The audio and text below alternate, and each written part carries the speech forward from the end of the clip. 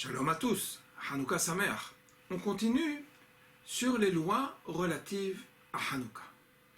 Comme on a appris hier, au-delà de la célébration de l'allumage de Hanouka tout au long de la fête, il y a également une institution de Chachamim de fixer les jours de Hanouka comme des jours de reconnaissance, de Shevach Ve'oda'a, de remercier Akadosh Baruch Hu sur tous les miracles qu'il nous a prodigués.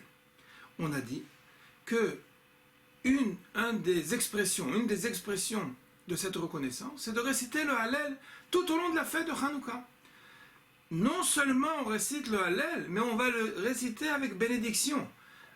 De ce côté-là, sur cet aspect-là, à vrai dire, il y a dans le caractère de la fête de Hanouka un aspect absolument encore plus grand que les autres fêtes.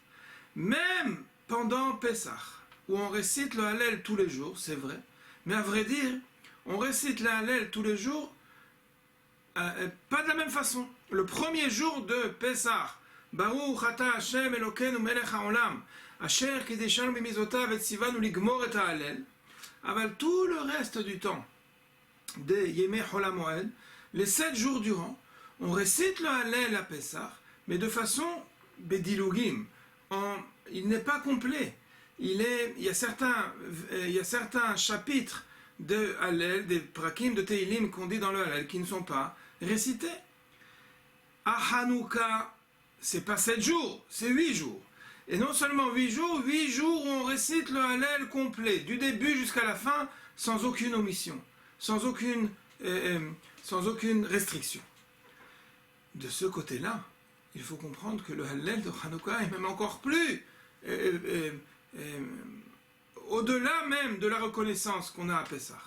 Comme je disais, à part Pessah, on récite également le Hallel à Sukkot, on récite le Hallel à Shavuot. À chaque fois qu'il y a une fête Medeoraita, une fête où il y a un devoir de Simcha ve'Hallel, c'est ce qu'on fait tout au long des fêtes. À Hanouka, il y a un devoir particulier de remercier, de reconnaître la bienfait d'Akadosh Baruch Hu, la bienveillance d'Akadosh Baruch Hu, d'avoir accordé la victoire et la restauration de la souveraineté juive sur la terre d'Israël grâce à la révolte des Hashmonaïm.